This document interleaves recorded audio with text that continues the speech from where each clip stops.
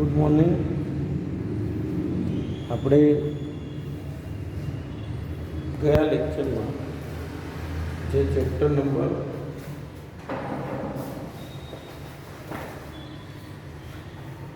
3 છે એમાં મોહેંજો-દડો બરાબર છે એના રસ્તાઓ વિશે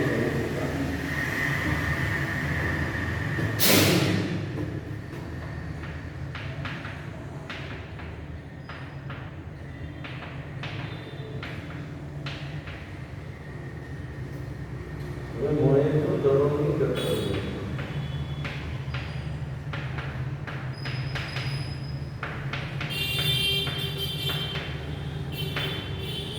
યાદ રાખો. એ સમયે મોહેંજો-દડોની અંદર જે ગટર યોજના હતી એની જે ગટર યોજના છે એક વિશિષ્ટ પ્રકારની જે આવડત એ સમયે એ લોકો ધરાવતા હતા. કારણ કે દરેક ઘરની અંદર એક ખાળકૂવો હતો. બરાબર છે. ખાળકૂવો કોને કહેવાય? પહેલાંના સમયમાં મકાનની ઘરની અંદર મોટી જે જગ્યા ખાલી હોય તે મોટો ઊંડો ખાડો કરી દેવામાં આવે અને જે કંઈ પાણી હોય બધું જ પાણી એની અંદર જાય અને એ ખાળકૂવો ભરાઈ જાય. એ ખાળકૂવામાંથી નાની ગટરમાંથી મોટી ગટર વડે શહેરની બહાર પાણી થાય. આવી સુંદર વ્યવસ્થા એ સમયે મોહેંજો-દડોની અંદર હતી અને માનવામાં આવે છે કે ભૂમધ્ય સમુદ્રના ક્રીટ ટાપુ સિવાય બીજે ક્યાંય આવી સુંદર ગટર યોજના જોવા મળતી ન હતી. બરાબર.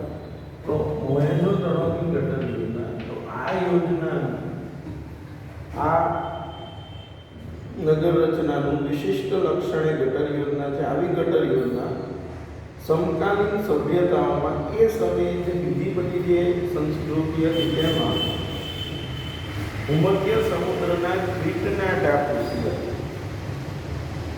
ક્યાંય જોવા મળતી નથી.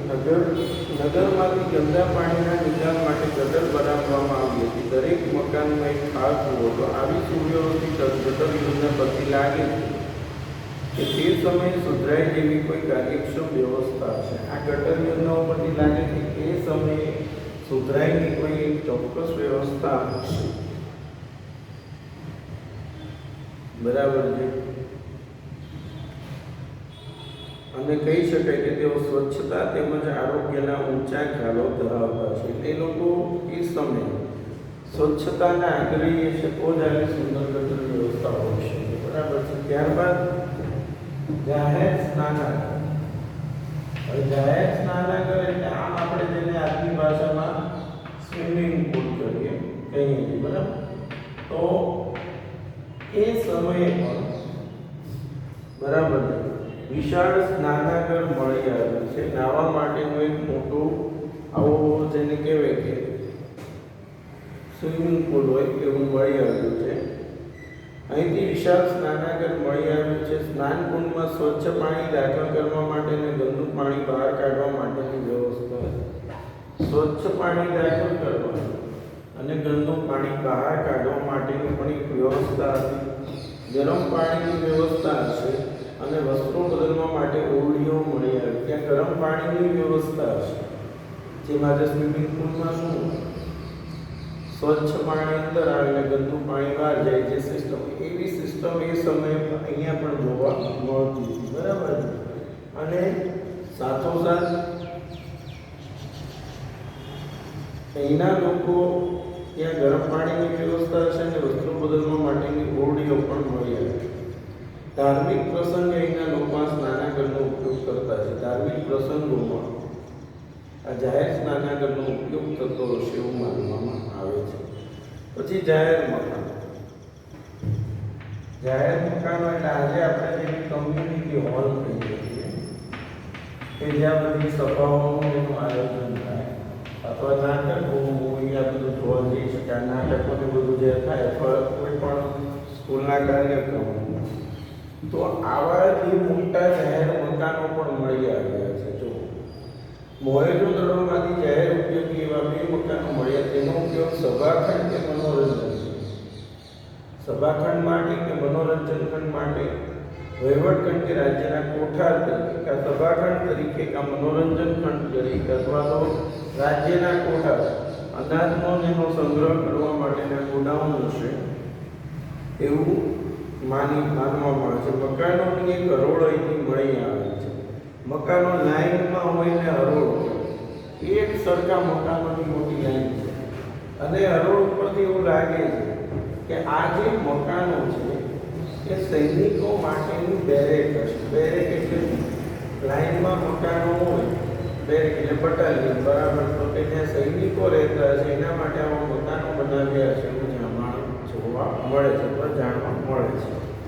એટલે મોહેંજો-દડોની ગટર યોજના, જાહેર સ્નાનાગર અને જાહેર મકાનો. હવે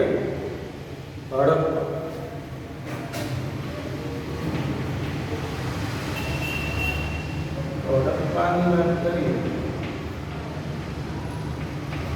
તો અન્ય જે સમકાલીન સભ્યતાઓમાં જે મોહેંજો-દડો મહત્વનું છે, એટલું જ મહત્વનું હડપ્પા જે છે એ પણ છે. તો હડપ્પાની વાત કરીએ, સર જોન માર્શલ અને કર્નલ મેકેના વડપણની છે.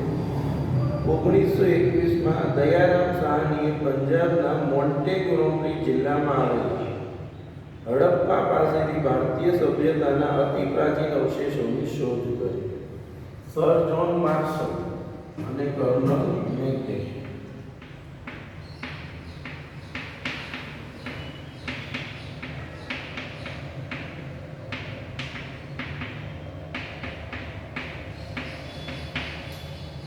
મેકેના માર્ગદર્શન નીચે દયારામ સાહાની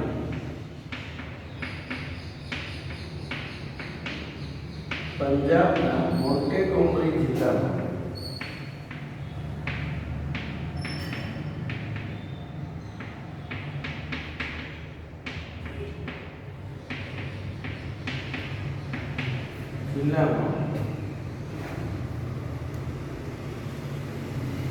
આવેલા હડપ્પા પાસેથી ભારતીય સભ્યતાના અતિ પ્રાચીન અવશેષોની શોધ કરી. હિમાલય પ્રદેશમાં રોપર, ઉત્તર પ્રદેશના મેરઠ જિલ્લામાં આલમગીરપુર, હિમાલય પ્રદેશમાં રોપર, ઉત્તર પ્રદેશના મેરઠ જિલ્લામાં આલમગીરપુર, રાજસ્થાનમાં કાલીબંગન, ગુજરાતમાં ધોળકા તાલુકામાં લોકલ, કચ્છમાં દેશળપુર, શિકારપુર, ધોળાવીરા અને સૌરાષ્ટ્રમાં નીબડી પાસે રંગપુર, ગોંડલ પાસે શ્રીનાથગઢ, મોરબી પાસે કુંતાસી, સોમનાથ વગેરે સ્થળોએ સિંધુ ખીણની સભ્યતાના અવશેષો પ્રાપ્ત થયા છે. બરાબર. એટલે હડપ્પાની જેમ બીજા ઘણા બધા અવશેષો ભારતમાંથી પણ મળી આવ્યા છે. પણ જો હડપ્પા ક્યાંથી મળે તો સર જોન માર્શલ અને કર્નલ મેકેના નેતૃત્વ નીચે 1921માં દયારામ સાહાનીએ પંજાબના મોન્ટેગોમરી જિલ્લામાં આવેલા હડપ્પા પાસેથી ભારતીય સભ્યતાના અતિ પ્રાચીન અવશેષોની શોધ કરી.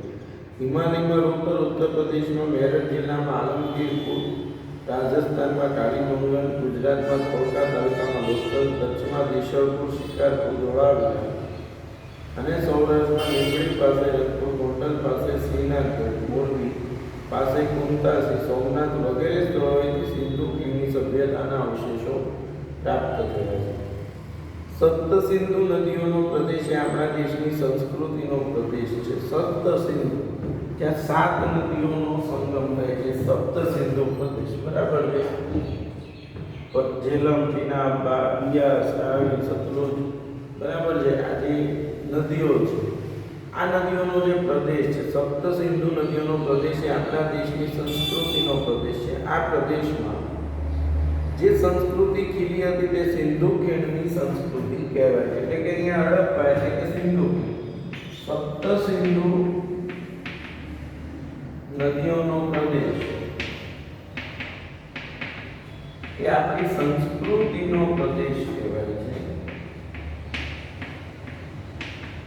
અને ત્યારે સંસ્કૃતિ વિકસી હતી તે બરાબર છે સિંધુ ખીણની સંસ્કૃતિ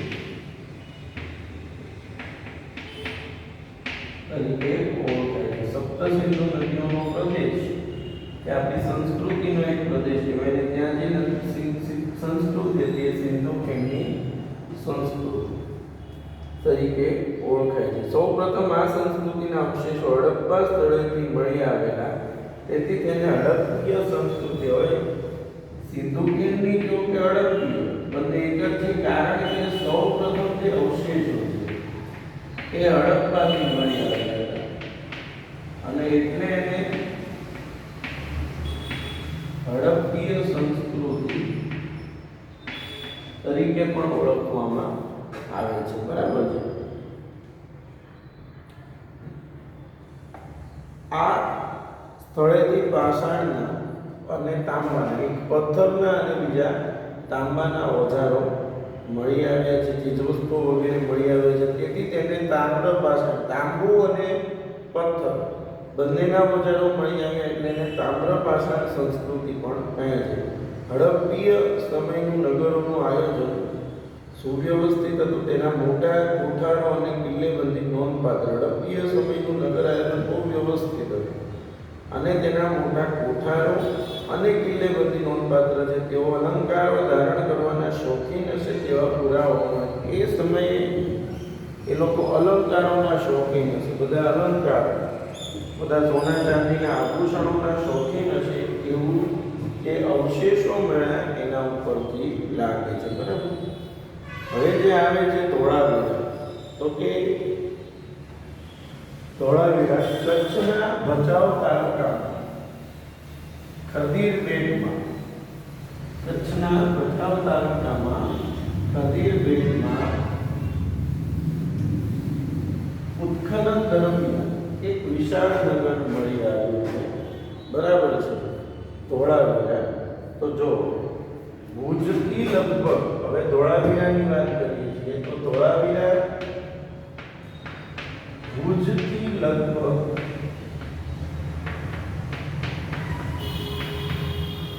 140 કિમી દૂર ભચાઉ તાલુકામાં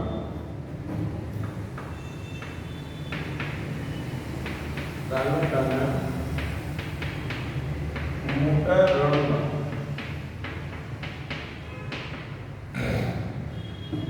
ખદીર બેટમાં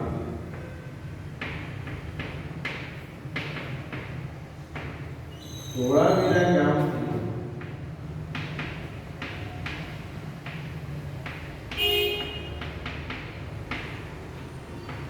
2 કિલોમીટર દૂર આવેલું હડપ્પીય સંસ્કૃતિનું સમકાલીન મોટું વ્યવસ્થિત અને પ્રાચીન નગર મળી આવે છે. જો કચ્છના ભચાઉ તાલુકાના બરાબર છે મોટા રણના ખદીર બેટના ધોળાવીરા ગામથી 2 કિમી દૂર આવેલું હડપ્પાનું સમકાલીન મોટું વ્યવસ્થિત અને પ્રાચીન નગર મળી આવે છે. ગુજરાત રાજ્ય પુરાતત્વ વિભાગ, ગુજરાત રાજ્ય પુરાતત્વ વિભાગે પણ આ ટીમ્બાનું નિરીક્ષણ, આ જે જગ્યા છે એનું નિરીક્ષણ કર્યું હતું. બરાબર છે. તે પછી આર્કિયોલોજીકલ સર્વે ઓફ ઇન્ડિયાના અધિકારીઓએ સંશોધન હાથ ધર્યું અને રવિન્દ્રસિંહ બિસ્તના માર્ગદર્શન હેઠળ વિશેષ ઉત્ખનન થયું છે. જો આર્કિયોલોજીકલ સર્વે ઓફ ઇન્ડિયાના અધિકારીઓ ત્યાં સંશોધન હાથ ધર્યું અને રવિન્દ્રસિંહ બિસ્તના માર્ગદર્શન હેઠળ વિશેષ ઉત્ખનન થયું છે. ધોળાવીરાના કિલ્લા મહેલ તેમજ નગરની મુખ્ય દિવાલોને ધોળાવીરાના કિલ્લા મહેલ તેમજ નગરની મુખ્ય દિવાલોને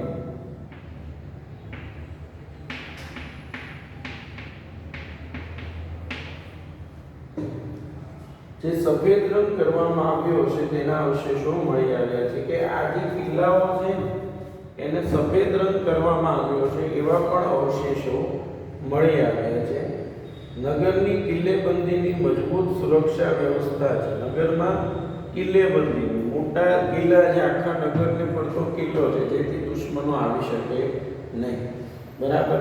નગરની કિલ્લેબંધીની મજબૂત સુરક્ષા વ્યવસ્થા છે. આ દિવાલો માટી, પથ્થર અને ઈંટોમાંથી બનાવે છે. માટી, પથ્થર અને ઈંટોમાંથી બનાવે છે. અહીંથી પીવાનું પાણી શુદ્ધ ગળાઈને આવે તેવી વ્યવસ્થા કરવામાં આવી હતી. ત્યાં એવી વ્યવસ્થા છે કે પીવાનું પાણી શુદ્ધ ગળાઈને આવે, જે વ્યવસ્થા આજે આધુનિક યુગમાં પણ આપણે કરી શકીએ નથી. વિચારો કે એ સમયે ધોળાવીરામાં એવી વ્યવસ્થા હતી કે પીવાનું જે પાણી છે એ ગળાઈને આવે, જેથી લોકોએ ગંદુ પાણી પીવું પડે નહીં.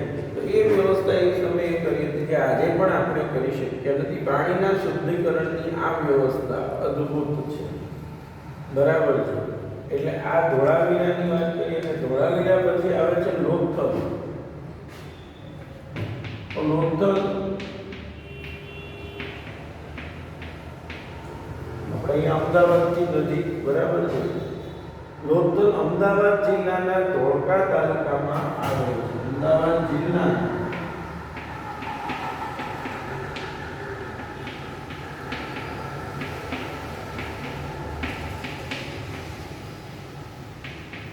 ધોળકા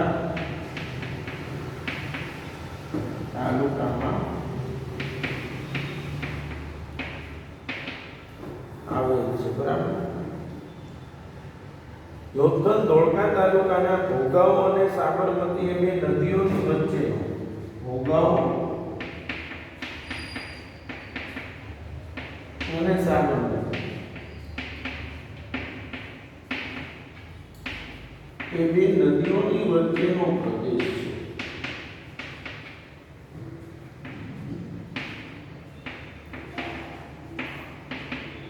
ભોગાવો અને સાબરમતી એ બે નદીઓની વચ્ચેના પ્રદેશમાં આવેલું છે. ખંભાતના અખાતથી 18 કિલોમીટર દૂર છે. અને ખંભાતના અખાત ત્યાં કેટલું દૂર છે?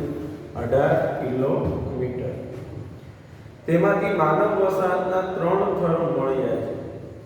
માણસો રહેતા હોય એવા 3 અલગ અલગ વિભાગો મળ્યા છે.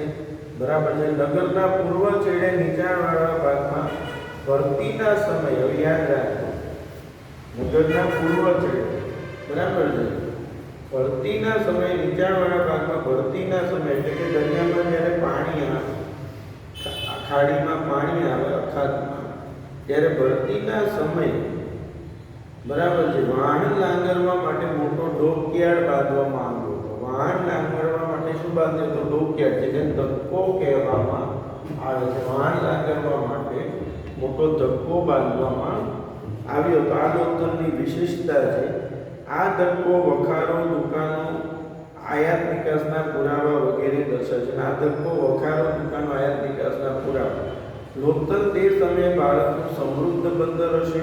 ગુજરાત માટે આ ગૌરવ લેવા જેવી બાબત છે. લોથલ ગુજરાતને જ નહીં પરંતુ ભારતના ઇતિહાસને પણ ગૌરવ બક્ષે છે. ગુજરાતને જ નહીં માત્ર ભારતના ઇતિહાસને પણ એ ગૌરવ અપાવે છે. એટલે આપણે આજે વાત કરીએ છીએ એની વાત કરી લોથલ. જો ધોળાવીરા અને પછી શું આવ્યું? લોથલ. પરિવાર સમજો. ધોળાવીરા ક્યાં છે? ભુજથી લગભગ 140 કિલોમીટર દૂર ભચાઉ તાલુકાના મોટા રણમાં કદરી બેટમાં ધોળાવીરા ગામથી 1 કિલોમીટર દૂર આવેલું છે. બરાબર છે. ગુજરાત રાજ્યના પુરાતત્વ વિભાગે પણ આ કિલ્લાનું સર્વેક્ષણ તો કર્યું જ હતું. બરાબર. અને આર્કિયોલોજીકલ સર્વે ઓફ ઇન્ડિયાના અધિકારીઓએ સંશોધન હાથ ધર્યું. રવિન્દ્રસિંહ કૃષ્ણના માર્ગદર્શન નીચે વિશેષ ઉપકરણ ધોળાવીરામાં કિલ્લા, મહેલ તેમજ નગરની મુખ્ય દિવાલોને જે સફેદ રંગ કરવામાં આવ્યો હતો એના ઉપરથી આ નામ ધોળાવીરા આપણે કહીએ છીએ. અને તેના પુરાવાઓ પણ, અવશેષો પણ મળી આવ્યા છે. નગરની કિલ્લેબંધીની મજબૂત સુરક્ષા વ્યવસ્થા. નગર છે એના પર તે કિલ્લો છે. કિલ્લાની સુંદર વ્યવસ્થા જે કિલ્લેબંધી છે. અને આ દિવાલ માટી, પથ્થર અને ઈંટોમાંથી બને છે. પીવાનું પાણી શુદ્ધ થઈને ગળાઈને આવે પીવાનું પાણી શુદ્ધ થઈને ગળાઈ ના આવે એવી વ્યવસ્થા છે જે આજે સમકાલીન સંસ્કૃતિમાં આપણે પણ કરી શક્યા નથી, બરાબર.